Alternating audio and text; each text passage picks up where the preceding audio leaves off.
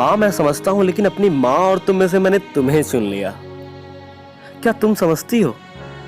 तुम जानती हो, मेरे पापा ने आज तक मेरी माँ से सीधे मुंह बात तक नहीं की, लेकिन हमने तुम्हें बाबू बना दिया यार।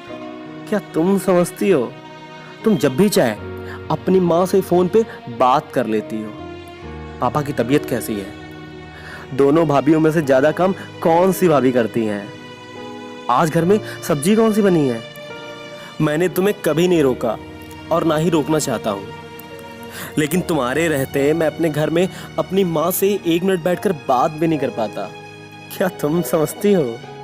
तुम जानती हो, कभी भी अगर मैं माँ के साथ थोड़ी देर बैठकर बात करने लगूं अकेले में, तो तुम्हें लगता है माँ तुम्हारी चुगली कर रही है मुझसे, और मेरे ऑफिस से घर आते ही तुम झट से दरवाजा बंद कर लेती हो। पर माँ कभी भी कुछ नहीं कहती। जानती हो, पापा ने जमीन खरीदी, दुकान खरीदी, ये घर बनवाया। कभी आज तक माँ से पूछा नहीं, सिर्फ बताया। कभी सलाह मशवरा तक नहीं किया।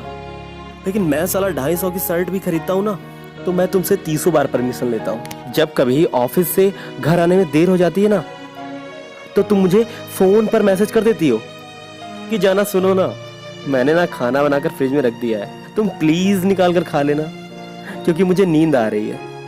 लेकिन माँ तब तक नहीं सोती जब तक मैं खाना खाकर सो नहीं जाता।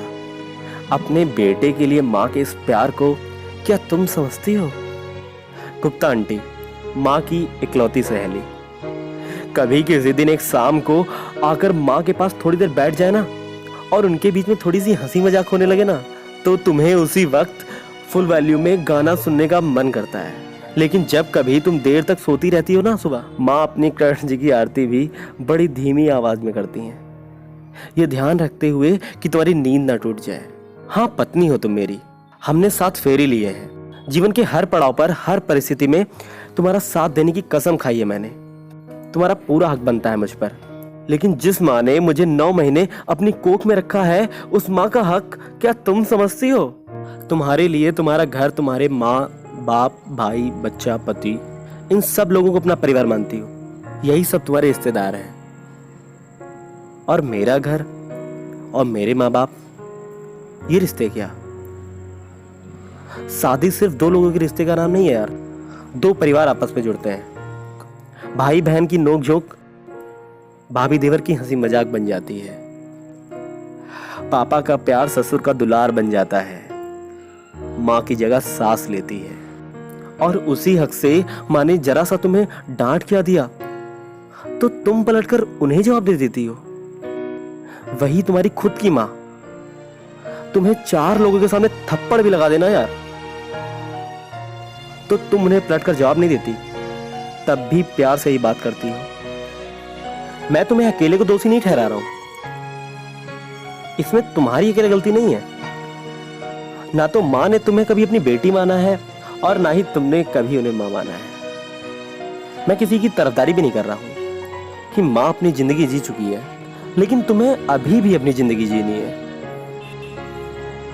तो क्या हुआ यार अगर माँ थोड़ी सी जवान की खड़ी है, और अगर तुम भी वही गलती करोगी जो माँ करती है, तो माँ के 8वीं फेल होने में और तुम्हारी मास्टर्स की डिग्री होने में क्या फर्क रह जाता है यार?